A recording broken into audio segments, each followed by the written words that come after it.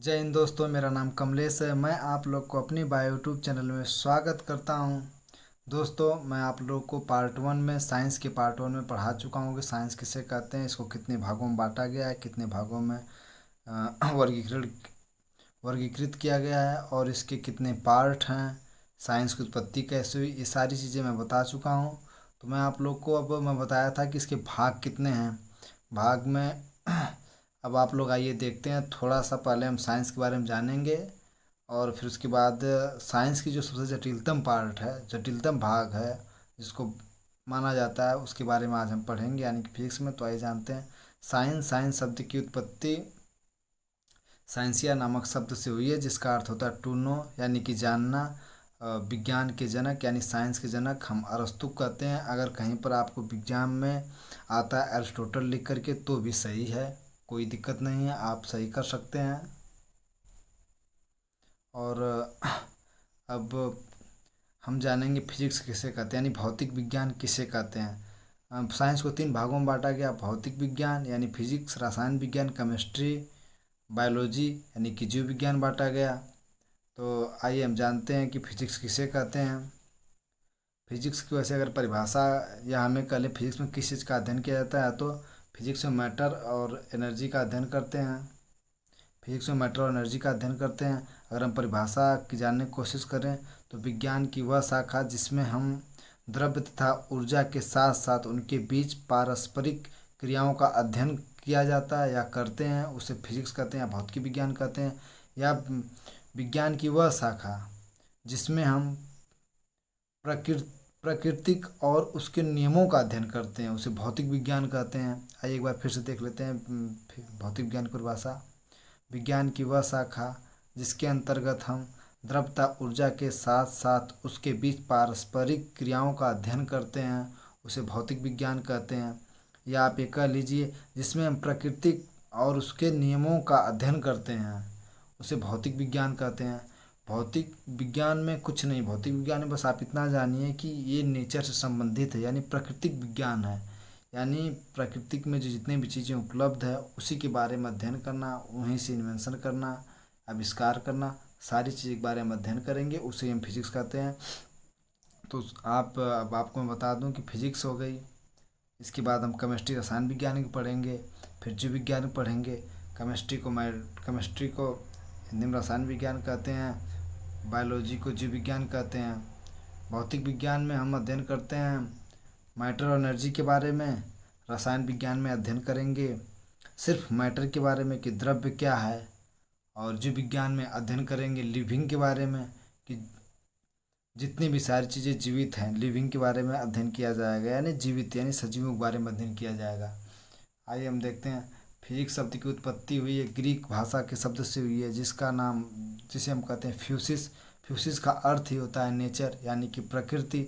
इसी प्रकार से रसायन विज्ञान यानी कि केमिस्ट्री की उत्पत्ति हुई है कीमिया शब्द से, जिसका अर्थ होता है काला पदार्थ यानी ब्लैक मैटर। इसके जनक है लेवोसियर, लिखा हुआ है।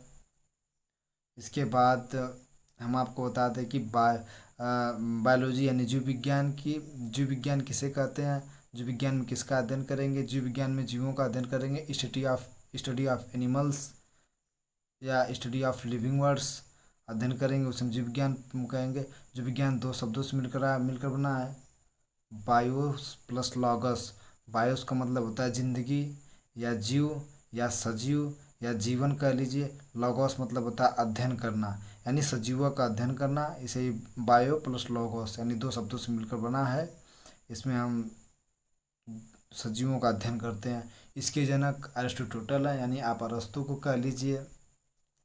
अब बात आती है कि जीव विज्ञान में भी दो शाखाएं हैं, जूलॉजी और बॉटनी। हम विस्तार से इसके बारे में आप लोग को पढ़ाएंगे। जूलॉजी में स्टडी ऑफ एनिमल्स, बॉटनी में स्टडी ऑफ प्लांट्स, इनके बारे में अध्ययन करेंगे। इसके बाद हम आते हैं आपको रसायन विज्ञान। रसायन विज्ञान ग्रीक भाषा के शब्द कीमिया शब्द से मिलकर बना, जिसका अर्थ होता है काला पदार्थ या मैटर। इसके जनक लेवोसियर। और केमिस्ट्री को भी तीन भागों में बांटा गया: ऑर्गेनिक केमिस्ट्री आपका हो गया, inorganic chemistry, physical chemistry. Organic chemistry inorganic chemistry, physical chemistry, इनको हम तीनों भागों में हम विस्तार से पढ़ेंगे। तीनों भागों के बारे में हम आपको विस्तार से पढ़ाएंगे। कार्बनिक विज्ञान, अकार्बनिक विज्ञान, भौतिकी विज्ञान, भौतिकी यही कार्बनिक विज्ञान है, कार्बनिक रसायन विज्ञान,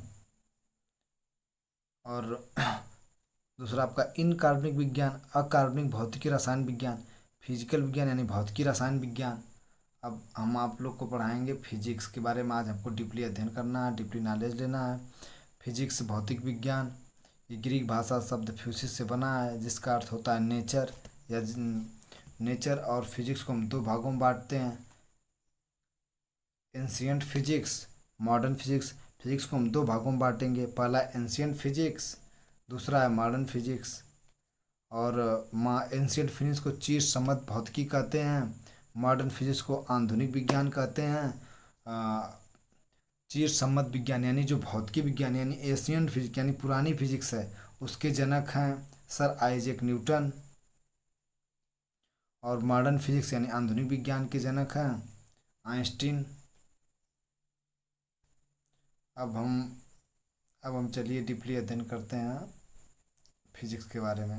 देखिए आगे भौतिक विज्ञान, फिजिक्स फ्यूसिस शब्द से मिलकर बना होता है, जिसका अर्थ होता है नेचर मतलब प्रकृति। फिजिक्स को दो भागों में हमने बताया है, बांटा गया है, ancient physics, modern physics. Ancient physics, modern physics. Ancient physics को चिर सम्मत भौतिकी कहते हैं, और मॉडर्न फिजिक्स द्रव भौतिकी विज्ञान, आधुनिक भौतिकी विज्ञान कहते हैं। अब रह गई बात, अगर हम एंशियंट फिजिक्स की बात करें तो इसकी एक अवधारणा थी कि द्रव्य को आप ऊर्जा में यानी कि मैटर को आप एनर्जी में कन्वर्ट नहीं कर सकते, न ऊर्जा को आप द्रव्य में कन्वर्ट कर सकते हैं। लेकिन आधुनिक विज्ञान में क्या था कि हम द्रव्य को ऊर्जा में कन्वर्ट कर सकते हैं और ऊर्जा को द्रव्य में कन्वर्ट कर सकते हैं। ये एक बातें निकल के आई। मॉडर्न फिजिक्स इस बात को सपोर्ट करती है, इस बात को मानती है और ऐसा होता है। अब हम अगर फिजिक्स में अध्ययन की बात करें तो हम आपको पहले ही बताएं कि फिजिक्स में हम द्रव यानी मैटर का अध्ययन करेंगे, एनर्जी का अध्ययन करेंगे, ऊर्जा का अध्ययन करेंगे। अब आइए मैटर क्या होता है, एनर्जी क्या होता है, हम इसके बारे में जानेंगे कि आखिर मैटर क्या है, एनर्जी क्या है। मैटर यानी द्रव्य, वह वस्तु जो स्थान घेरती हो। जैसे कहीं पर कोई चीज़ रख दी जाए, वो स्थान घेरे तो आप उसे मैटर मांगेंगे। वह वस्तु जो दिखाई दे, स्थान घेरती हो, दिखाई दे, जिसमें वेट हो यानी भार हो, वजन हो, जिसे मापा जा सके, तौला जा सके, उसे हम मैटर कहते हैं। यानी स्पेस कवर करे, विजुअल हो, दिखाई दे, जिसमें वेट हो, भार हो। अब आते हैं कि एनर्जी क्या है, ऊर्जा क्या है, जो स्थान नहीं घेरती हो यानी नॉट ऑक्यूपाई स्पेस, स्थान नहीं घेरती हो, अदृश्य हो, अनविजिबल हो। एनर्जी हमेशा अनविजिबल होती है। वेटलेस हो, एनर्जी में कभी वेट, ऊर्जा में कभी वेट नहीं दिखाई देता है, कभी वजन आप उसे माप नहीं सकते हैं। अब हम बात करते हैं कि अब आइए बात करते हैं एंशियंट फिजिक्स के बारे में।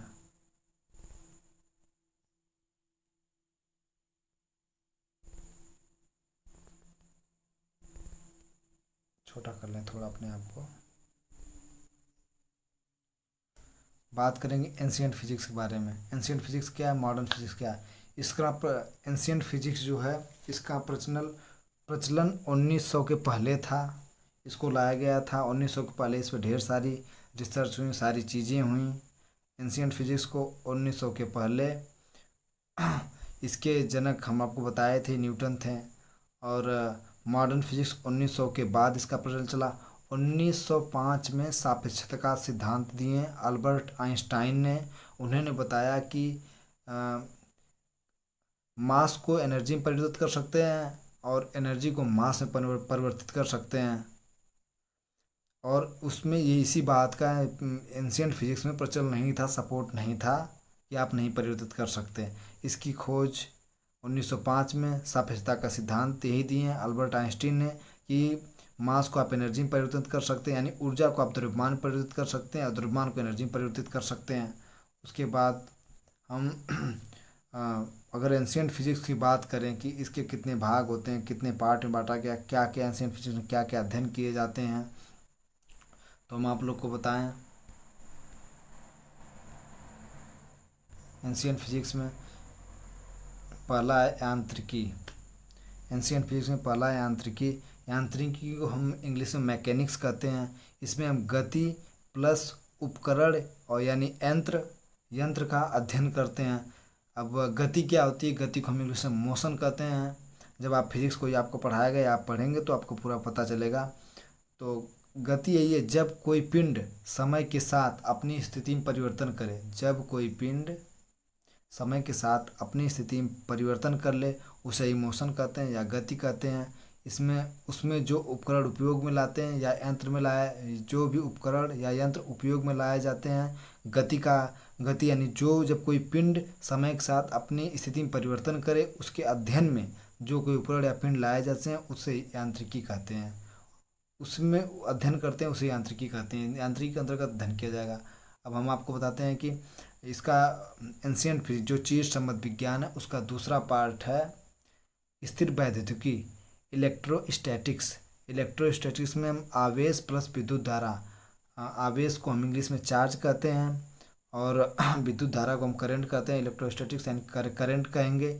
इसमें हम ट्रांसफार्मर, जनरेटर का अध्ययन करेंगे और ये भी अध्ययन करेंगे कि विद्युत धारा कितना जा रही, कितना आ रही है। इन सब सारी चीज़ों का हम इलेक्ट्रोस्टैटिक्स में अध्ययन करेंगे। ट्रांसफार्मर का क्या कार्य है, जनरेटर क्या कार्य है, किस प्रकार से प्रयोग करता है, इसका हम अध्ययन इलेक्ट्रोस्टैटिक्स में करेंगे। इसके बाद अगली शाखा है प्रकाशीय। प्रकाशिकी प्रकाशिकी यानी लाइट। लाइट में हम अध्ययन करेंगे अपवर्तन का, परावर्तन का, प्रकाश का जो प्रभाव है या जो घटना है, जो चीज़ें घटित हो रही है प्रकाश में, कैसे चल रहा है, कैसे क्या है, उसका हम अध्ययन करेंगे। इसमें हम लेंस का उपयोग का अध्ययन करना सीखेंगे, मिरर का उपयोग करना, मिरर के उपयोग का अध्ययन करना सीखेंगे। लेंस का क्या उपयोग है, कैसे उपयोग है, मिरर का क्या उपयोग है, इन सारी चीज़ों के बारे में अध्ययन करेंगे। अगली जो है कि एंशियंट फिजिक्स में आ जाती है चीज़ समझ विज्ञान में आपका चौथा नंबर और लास्ट नंबर है, जिसे हम थर्मोडायनेमिक्स कहते हैं या ऊष्मागतिकी कहते हैं। इसमें हम ऊष्मा का प्रवाह कहाँ से कहाँ यानी किधर से किधर को हो रहा है, इसके कितने नियम हैं और इनका प्रयोग कैसे किया जाता है, तीनों चीज़ों का अध्ययन करेंगे। ऊष्मा का प्रवाह कहाँ से कहाँ हो रहा है, इसके कितने नियम हैं, उनका प्रयोग कैसे किया जाता है, हम इसके बारे में अध्ययन करेंगे। अब हम आएंगे मॉडर्न फिजिक्स में।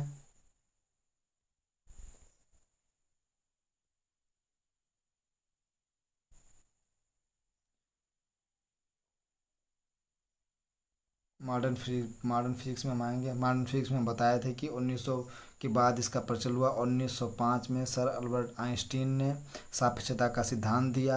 उन्होंने बताया कि एनर्जी को मास में कन्वर्ट कर सकते हैं, मास को एनर्जी में कन्वर्ट कर सकते हैं। उन्होंने ये सिद्धांत दिया। अब इसमें हम पहला चैप्टर, पहला पहला जो ब्रांच पढ़ेंगे या जो इसकी शाखा है, वो हम पढ़ेंगे नाभिकी यानी भौतिक विज्ञान यानी न्यूक्लियर विज्ञान। भौतिक विज्ञान की वह शाखा जिसके कारण आज हम परमाणु अस्त्र शस्त्र यानी न्यूक्लियर या एटॉमिक्स वेपन के बारे में ज्ञान किए हैं, जिसका हमें अनुभव है, जिसके बारे में हम पढ़ते हैं, जो हम शस्त्र युद्धों में उपयोग में लाएंगे, यानी न्यूक्लियर के बारे में पूरा हम अध्ययन करेंगे। इसका युद्ध से ले करके चिकित्सा क्षेत्र में और बहुत से क्षेत्रों में, एक्सरे करने में, बहुत से क्षेत्रों में हम आपकी यानी इसी का भौतिक विज्ञान का, न्यूक्लियर फिजिक्स का उपयोग करेंगे।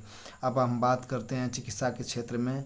आयोडीन 131 का उपयोग हम करते हैं, यूज करते हैं घेगा या गलकंठ या ग्वाइटर रोग में। जब ग्वाइटर में क्या होता है, गले में ढेर सारी सूजन हो जाती है आयोडीन के कारण, तो हम इसका उपयोग करके चिकित्सा के क्षेत्र में आयोडीन 131 का उपयोग करके हम ठीक करते हैं। गलकंठ में क्या होता है कि आयोडीन की कमी से गले गले के पास जो है कि ऐसे उभार से आ जाते हैं, पूरा फूल जाता है, तो उसे हम घेगा कहते हैं, गलकंठ कहते हैं, ग्वाइटर कहते हैं। इसका हम आयोडीन 131 का उपयोग करके ठीक किया जा सकता है। अब आते हैं कैंसर। कैंसर से जो कोबाल्ट 60 का उपयोग करते हैं कैंसर को ठीक करने के लिए। इसके बाद हम आपको बात कर रहे हैं कि शरीर में रुधिर का थक्का बनना यानी सोडियम 24 का उपयोग करके हम पता लगाते हैं कि शरीर में थक्का कहाँ पर बना है। अब अब थक्का क्या होता है, या रुधिर का थक्का बना, या ब्लड क्लाटिंग, या ब्लड का जम जाना, आप कह लीजिए ब्लड का रुक जाना।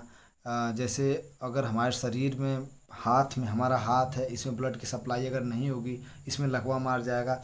लकवा में होता है कि हाथ आपका उठना बंद, जब इसमें ऑक्सीजन नहीं जाएगा, ब्लड नहीं जाएगा, तो ये निष्क्रिय जैसे व्यवहार करेगा। तो ये इसमें जैसे कहेगा लकवा मार देगा हमारे। अगर के आप ये कर लीजिए हार्ट को ब्लड ना जाए तो क्या होगा, माइनर अटैक्स, जैसे थोड़ा थोड़ा अगर रुक भी गया है बेंस, और यानी धमनी शिरा में अगर ब्लड बह रहा है, तो अगर उसमें कोई रुकावट या बाधा आ जाती है तो इसके द्वारा हम पता लगाया जा सकता है। हार्ट में अगर यही ब्लड रुक जाए तो आपको अटैक आएंगे, माइनर आएंगे, फिर ज़्यादा आएंगे। तो अगर इसी प्रकार से हम ब्रेन में ब्लड रुक गया, जम गया, तो थक्का जम गया, तो हम इसका पता लगाते हैं सोडियम 24 के द्वारा कि कहाँ पर थक्का जमा है, ब्लड क्लॉटिंग में। अब सबसे मोस्ट इलेक्ट्रॉनिकी जो एंशियंट फिजिक्स है उसकी बात नहीं कर रहे हैं, मॉडर्न फिजिक्स में बात कर रहे हैं। जो दो पार्ट हैं, पहला था क्या, पहला नाभिकीय भौतिकी थी, दूसरा था इलेक्ट्रॉनिक्स। इलेक्ट्रॉनिक्स में हम अब अध्ययन करते हैं मोबाइल का, कंप्यूटर का, एलईडी का, एलसीडी के आदि उपकरणों का अध्ययन करते हैं। जब से मोबाइल, इसके पहले जीवन बहुत ही कठिन लग रहा था, आप बात नहीं कर सकते, एक एक दूसरे से चिट्ठी चौपाती जब भी भेजी जाती थी। 2000 के करीब में मोबाइल का प्रचलन आया तो जीवन थोड़ा सा आसान हुआ, लोग बातचीत करते हैं। फिर कंप्यूटर से हम देख ही रहे हैं कितने प्रकार के उपयोग हो रहे हैं, एलसीडी, एलईडी, सारी चीज़ों का प्रयोग कर रहे हैं। तो ये हमारी थी फिजिक्स। फिजिक्स के बारे में हम इतना अध्ययन करते हैं। हमने आपको पहले साइंस के बारे में पूरा इंट्रोडक्शन दिया, कैसे कैसे कौन से ब्रांच है, कैसे क्या हुआ। फिर हम आपको फिजिक्स पढ़ाएं। कल अब हम आपको अगले दिन जब नेक्स्ट वीडियो अपलोड होगी तो हम आपको केमिस्ट्री पढ़ाएंगे। और उसके बाद जब अगली वीडियो होगी तो उसमें हम बायोलॉजी पढ़ाएंगे। बायोलॉजी में बॉटनी, जूलॉजी जो भी है सारी चीज़ें हम आपको पढ़ाएंगे। ये इतनी चीज़ें रही। कैसा लगा वीडियो आप लोग कमेंट बॉक्स में ज़रूर बताइए। अच्छा लगे तो शेयर करिए, चैनल को लाइक और सब्सक्राइब करिए, यानी सपोर्ट करिए। जल्द शुरू करेंगे, जैसे 15 तारीख से सुने हैं कि 15 अगस्त से लगभग आप लोग के क्लास स्टार्ट होंगे। तो हम 9वीं का क्लास पढ़ाना शुरू करेंगे। अभी हम रुके हुए हैं, अभी हम परिचय पढ़ा रहे हैं। हमको लगता है कि ये जो हम साइंस की परिभाषा या साइंस के बारे में, फिजिक्स के बारे में बता रहे हैं, अगर लोग देख लें तो लगभग काफ़ी जानकारी हो जाएगी, कैसे उत्पत्ति हुई, कैसे क्या है, एंशियंट फिजिक्स क्या है, मॉडर्न फिजिक्स क्या है।